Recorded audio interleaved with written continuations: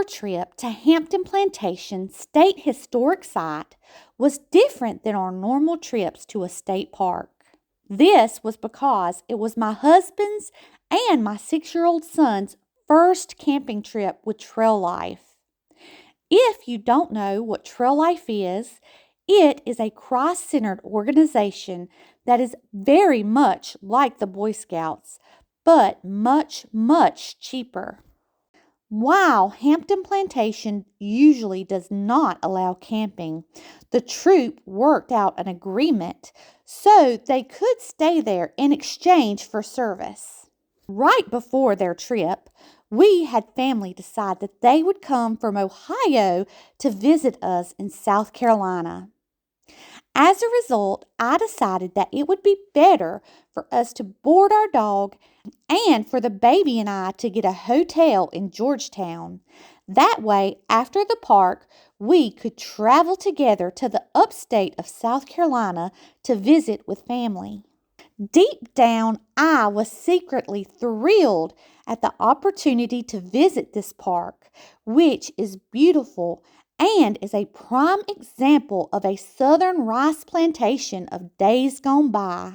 The historic site of Hampton Plantation is located north of the small town of McClellanville. However, as I mentioned before, we stayed about 20 minutes away in Georgetown.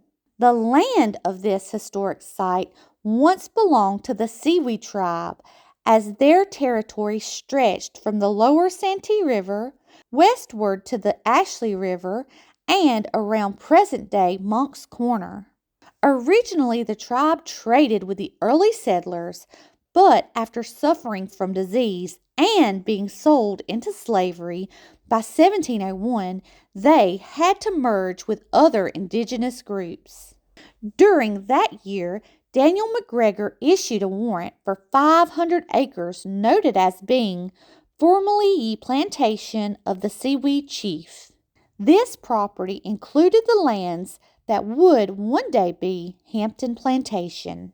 By the following year, in 1702, McGregor sold the tract of land to Jacob Laporte and Ellis Horry. While in their ownership, the acreage changed sizes several times.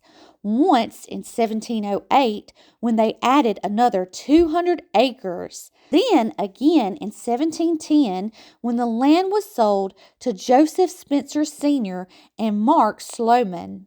Sloman and Spencer split the property into two 350-acre pieces that each became sole owners of one piece. By the 1720s, Carolina gold rice had become the greatest of South Carolina's crops, making South Carolina the envy of all other colonies.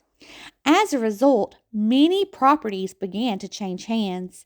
Large rice plantations began to emerge, and with them, more and more slave labor.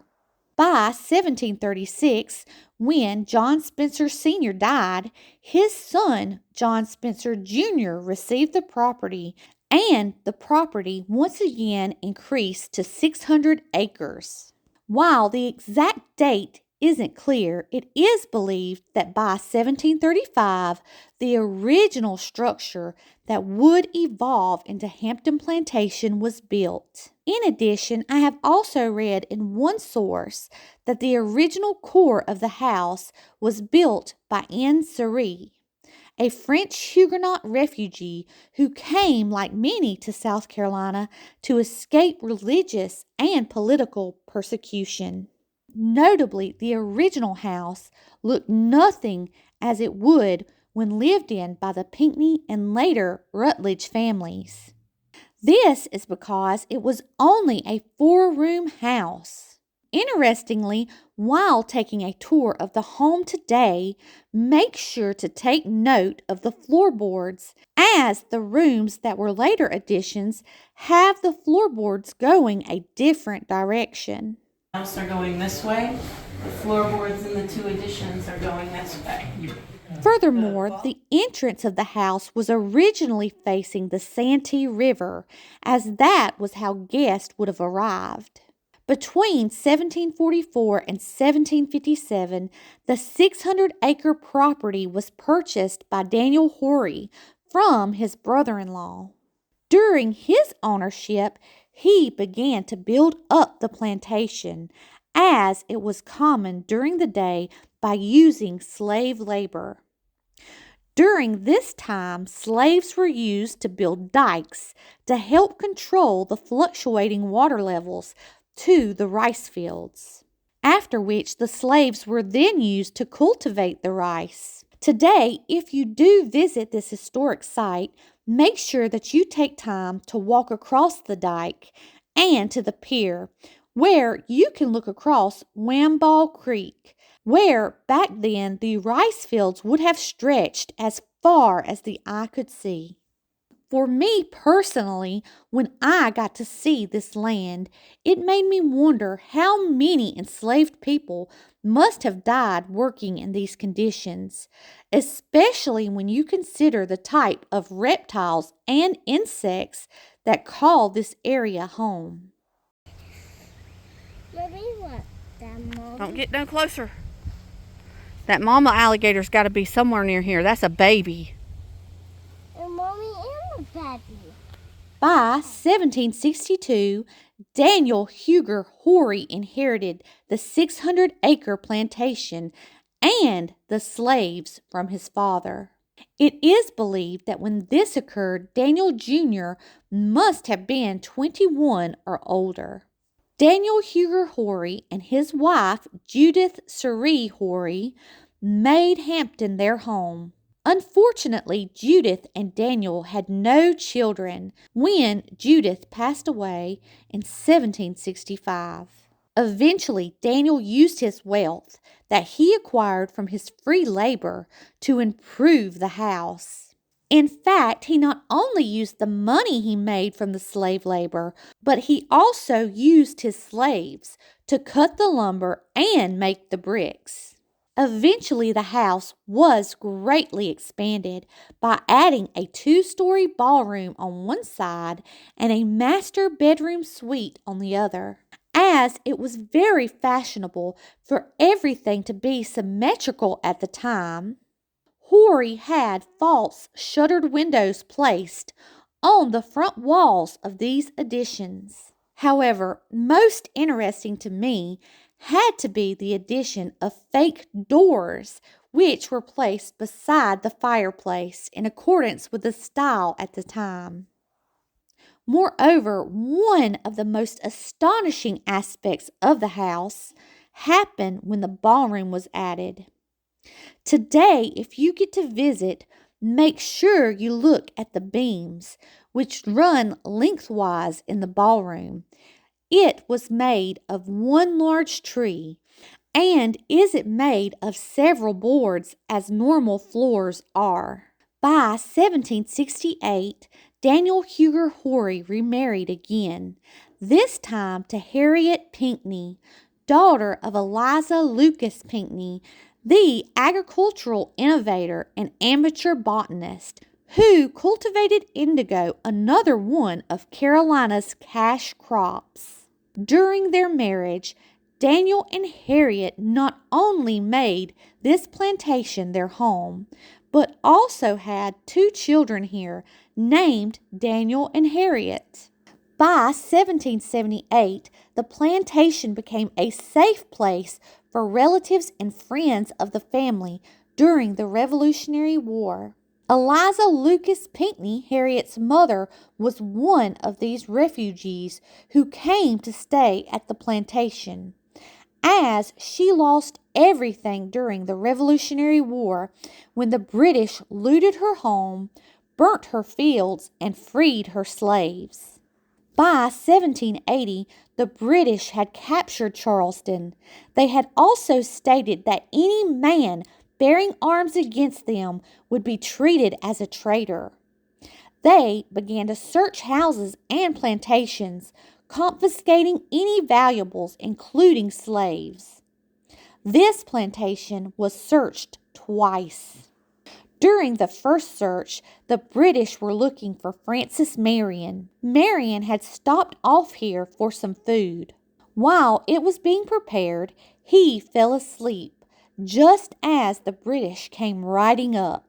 Harriet Horry instructed Marion to swim across the creek and hide in the rice fields, at which time the rice was 5 feet tall. Marion was able to escape and the house was searched. During the second search, the British were looking for Daniel Huger Horry and Major Thomas Pinckney. While Major Pinckney escaped, Horry was made to surrender and pledge his loyalty to the king. He did so in order to protect his family and his property.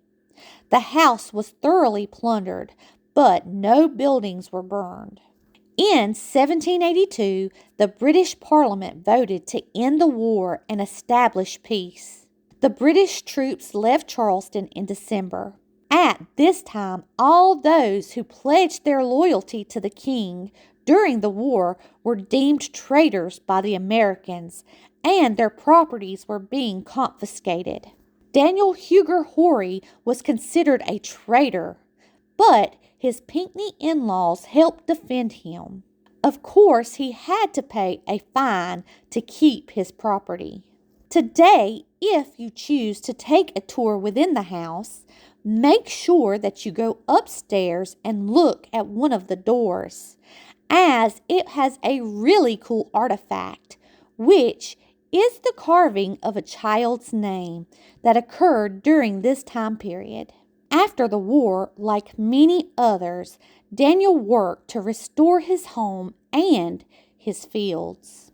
Notably, at the height of rice production for this plantation, some 340 slaves worked here.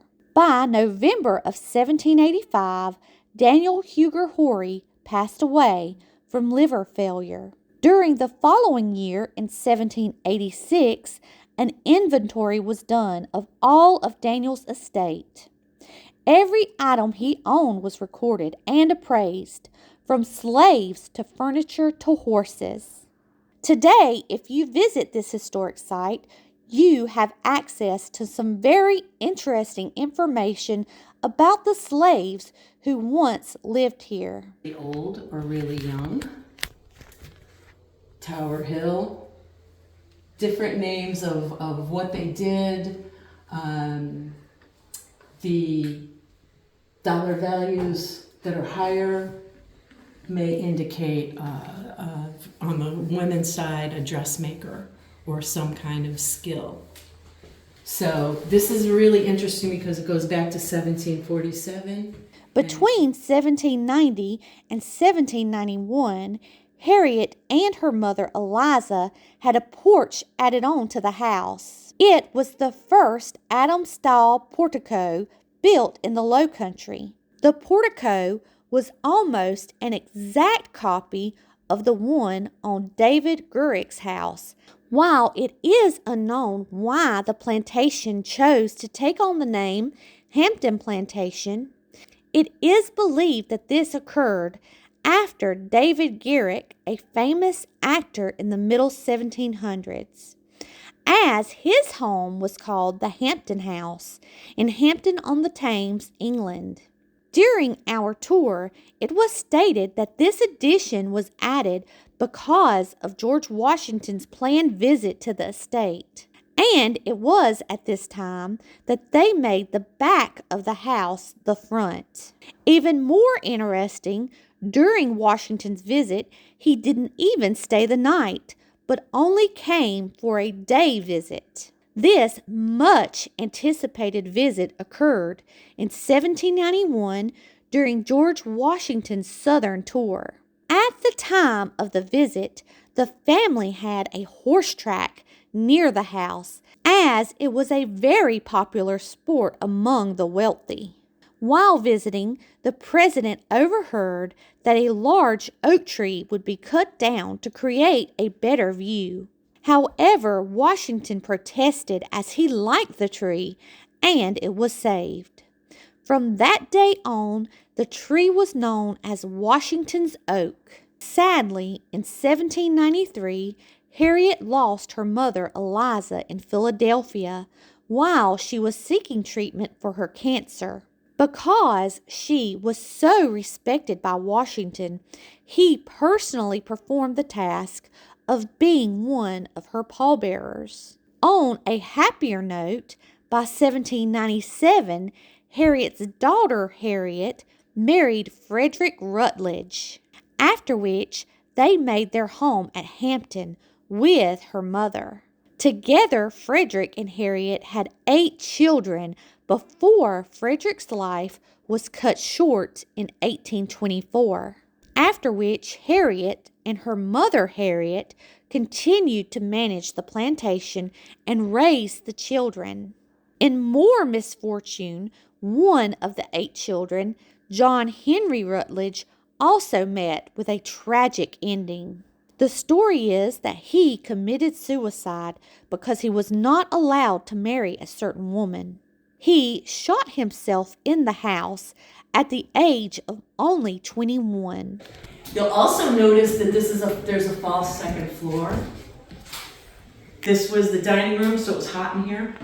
It was also a presentation room where people came to be entertained, so the high ceiling was grandiose. If you look at the building from outside now, you would never know that there's not a second floor. By 1830, Harriet Pinckney Horry passed away and left Hampton Plantation to her daughter Harriet Horry Rutledge. Eventually, as rice became less profitable and harder to grow, the plantation began harvesting turpentine and cotton. Harriet Horry Rutledge continued to manage the plantation with the help of 2 of her sons, but both were pursuing other careers. Eventually, Henry Middleton Rutledge, a grandson, inherited the plantation. By 1865, Henry Middleton Rutledge returned from the Civil War and began to manage the plantation. He was I think he was a colonel when he was 22. And he was one of those soldiers that his men loved him. And his enlisted men got together and pitched in and bought him a saddle horse. By the following year, in 1866, Henry married Anna Marie Blake. It was during that year that the Charleston earthquake occurred, destroying many of the Low Country structures. Even at Hampton Plantation, the effects of this earthquake can still be seen, as it caused one of the chimneys to settle, resulting in a severe slant. And the earthquake made the fireplace settle. So the fireplace drew the rest of this down. If you look at the door frames and stuff, you can see how settled it is. Regardless, Henry and Anna continued to live at Hampton Plantation, where they lived together for 10 years before Anna passed away. By 1876, Henry remarried a second time to Margaret Hamilton Seabrook. From this marriage, Archibald Hampton Rutledge was born. Sometime in the late 1800s, behind the mansion, a kitchen house was built, which still remains on the property. However, today you cannot access the building due to not only a bad floor, but because the building has become home to an endangered bat species. The Rutledges worked to send their youngest son to school and earn enough money to pay the taxes for Hampton Plantation. Archibald Rutledge did get his education, and he went on to teach school in Pennsylvania. During his life, while he was never as wealthy as his forefathers, he did write numerous books and poems. By 1937, Archibald Rutledge returned to live at Hampton Plantation. He restored the house the best he could with his limited means, and wrote a book called Home by the River. While living in the plantation, he did have a bathroom placed.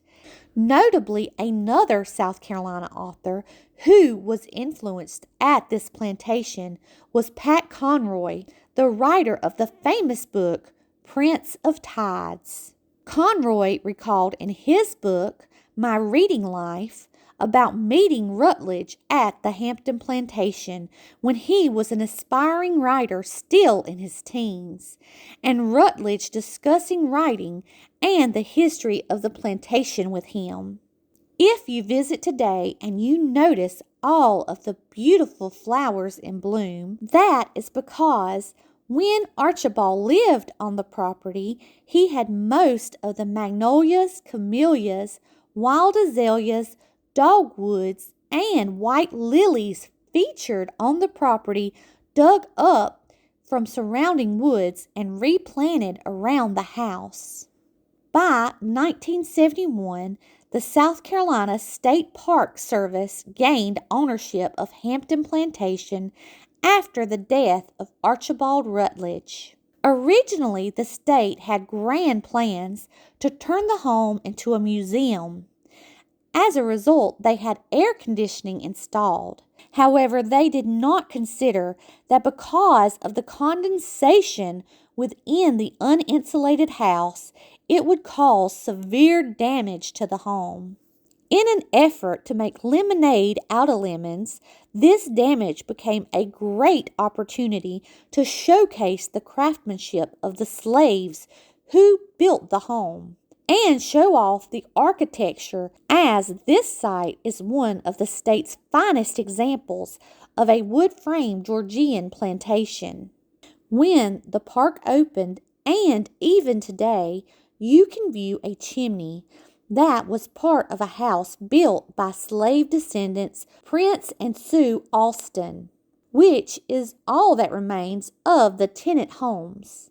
In fact, during the tour, I learned that Sue Alston's descendant later became the park's first park ranger. Sue Alston lived here her entire life. She was 101 when she passed. Sue is known as the guardian angel of Hampton because while Archibald was up in Ohio, Sue was here on the property with her family, keeping the house from falling down. If it hadn't been for her, we wouldn't have the house. Her son, Will Alston, was one of Archibald's friends. His grandson, Will Alston, was the first park ranger here at the park. Besides viewing this chimney and the mansion, today when you visit Hampton Plantation Historic Site, you can also visit one of the many historic cemeteries. Explore the grounds where the rice fields once stood. Take in the beautiful surroundings of the Santee Delta, and or have a picnic in the picnic area or under the George Washington oak. However, you should know that tours of the home are limited to certain days and times. And while the grounds are free, there is a small fee to tour the house.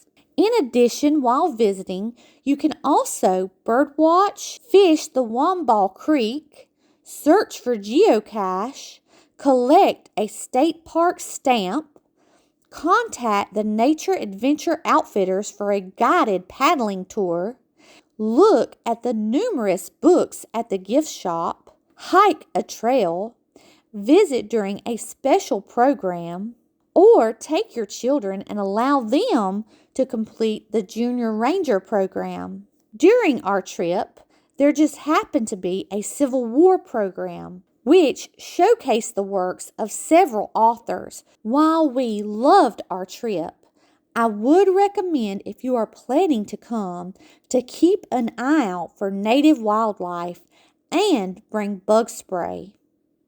Also, don't miss out by not exploring some of the nearby historic sites and or towns. I hope you enjoyed this video and it inspires you to come visit some of South Carolina's state parks. Furthermore, if you enjoyed this video, please like it, and as always, thanks for watching. Mommy turtle. How do you see that turtle? How do you see that turtle? Let's find it. Wee wee. Ah, it's a big turtle. Too big. Yeah, this is a big turtle. Jordan. Whenever I think of life's light that must fade, the gleams and the glow that must pass in the shade, with hope that I had now, but leave me afraid, with joy I remember the garden I made. The red buds and dogwoods I planted will grow, the flaming azaleas will blossom, I know. The chaliced syringas wild beauty will show, when I shall be one with the long, long ago. The gleaming gardenias, the red rose, the lily as white as the swan, the garden I made will keep blooming on, when life and its fever is faded and gone.